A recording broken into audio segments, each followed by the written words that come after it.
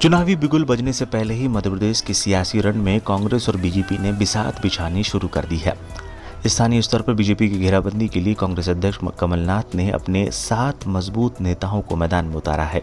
इन नेताओं के जरिए कांग्रेस जमीन पर सत्ता विरोधी लहर की फसल तैयार कर रही है। कांग्रेस की हालिया जन आक्रोश रैली इसी का उदाहरण है।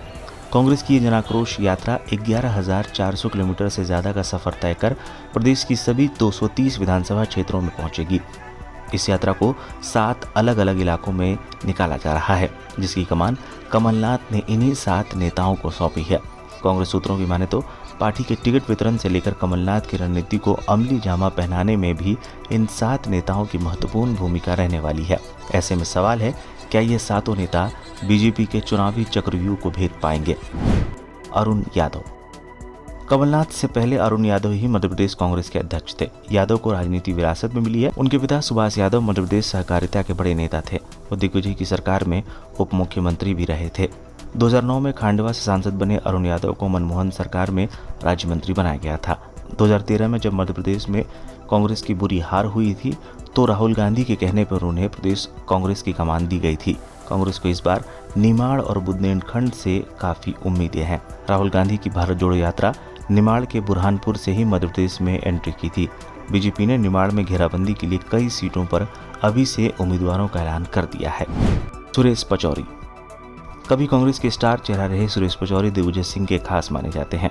पचौरी मनमोहन सरकार में मंत्री रह चुके हैं। यूथ कांग्रेस से राजनीतिक करियर की शुरुआत करने वाले पचौरी को 2008 में कांग्रेस का अध्यक्ष बनाया गया था। पार्टी के ब्राह्मण चेहरा पचौरी की नर्मदांचल में मजबूत पकड़ है। भोपाल नर्मदांचल में विधानसभा की कुल 36 सीटें हैं। 2018 में कांग्रेस ने यहां सिर्फ 16 सीटें ही जीत पाई थी। इनमें से अधिकांश सीटों पर जीत का मार्जिन 10,000 से भी कम था। कांग्रेस इस बार इन इलाकों पर अलग से रणनीति तैयार कर रही है। कांतिलाल भूरिया। मनमोहन सरकार में कैबिनेट रैंक के मंत्री कांतिलाल भूरिया अभी मध्य प्रदेश के कांग्रेस कैंपेन कमेटी के चेयरमैन हैं।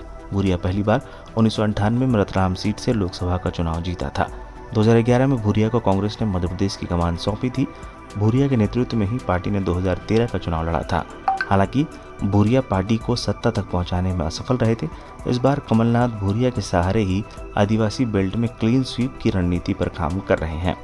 गोविंद सिंह। मध्य प्रदेश विधानसभा के नेता प्रतिपक्ष गोविंद सिंह को ग्वालियर चंबल की जिम्मेदारी सौंपी गई है। सिंह से पहले ज्योतिरादित्य सिंधिया के पास ग्वालियर चंबल की कमान रहती थी। छात्र राजनीति से सियासी करियर की शुरुआत करने वाले गोविंद सिंह 1990 से लगातार विधायक हैं। गोविंद सिंह कमलनाथ और दिग्विजय सिंह की सरकार में मंत्री रह चुके हैं। 2020 में कांग्रेस जब विपक्ष में आई तो कमलनाथ ने उन्हें नेता प्रतिपक्ष की कुर्सी दी है। सिंह को मध्य प्रदेश की सियासत में दिग्विजय सिंह का करीबी माना जाता है। अजय सिंह। देश के दिग्गज नेता रहे अर्जुन सिंह की विरासत को संभाल रहे अजय सिंह विंध्य इलाके में जन आक्रोश यात्रा निकाल रहे हैं। अजय सिंह मध्य प्रदेश विधानसभा के नेता प्रतिपक्ष रह चुके हैं। 1985 में वो पहली बार चुरहट सीट से विधायक चुने गए थे। 2018 के चुनाव में वो विंध्य इलाके में कांग्रेस की बुरी तरह हारी थी। विंध्य की 30 में से 24 सीटों पर बीजेपी ने जीत दर्ज की थी। खुद अजय सिंह चुरहट से चुनाव हार गए थे। 2013 में भी विंध्य में कांग्रेस का प्रदर्शन ठीक नहीं था। पार्टी को सिर्फ 11 सीटों पर जीत मिली थी। कमलेश्वर पटेल। राज्य स्तर पर सबसे तेजी से उभर रहे मध्य प्रदेश के ओबीसी नेता कमलेश्वर पटेल कमलनाथ सरकार में मंत्री रह चुके हैं। पटेल को हाल ही में कांग्रेस की सर्वोच्च इकाई CWC का सदस्य बनाया गया है। पटेल को विंध्य और महाकौशल की जिम्मेदारी मिली है। 2018 में कांग्रेस ने महाकौशल में बढ़िया प्रदर्शन किया था। यहाँ की 38 में से 24 सीटों पर कांग्रेस ने 2018 में जीत दर्ज की थी। बीजेपी सिर्फ 13 सीटें ही जीत पाई थी। कांग्रेस इस बार महाकौशल में क्लीन स्वीप की रणनीति पर काम कर रही है। जीतू पटवारी। कांग्रेस के फायर ब्रांड नेता जीतू पटवारी जन आक्रोश यात्रा में सबसे ज्यादा सुर्खियों में हैं। पटवारी यात्रा के जरिए अब तक 25 विधानसभा सीटों का दौरा कर चुके हैं। उन पर मालवा की कमान सौंपी गई है। 2008 में जीतू पटवारी पहली बार विधायकी के चुनाव में उतरे थे, लेकिन करीब 4,000 वोटों से वो हार गए थे। 2013 में फिर राव सीट से उन्होंने किस्मत आजमाई और इस बार सदन में पहुंचने में वो कामयाब रहे। 2018 के चुनाव से पहले जीतू पटवारी को कांग्रेस का कार्यकारी अध्यक्ष बनाया गया था। अभी वो कांग्रेस कैंपेन कमेटी के को चेयरमैन हैं। मालवा कांग्रेस के लिए सबसे चुनौती भरा इलाका है। मालवा में विधानसभा की कुल 50 सीटें हैं। 2018 में कांग्रेस को 26, बीजेपी को 24 सीटों पर जीत मिली थी। कांग्रेस ने इस बार मालवा जीतने के लिए पूरी ताकत झोंक दी है।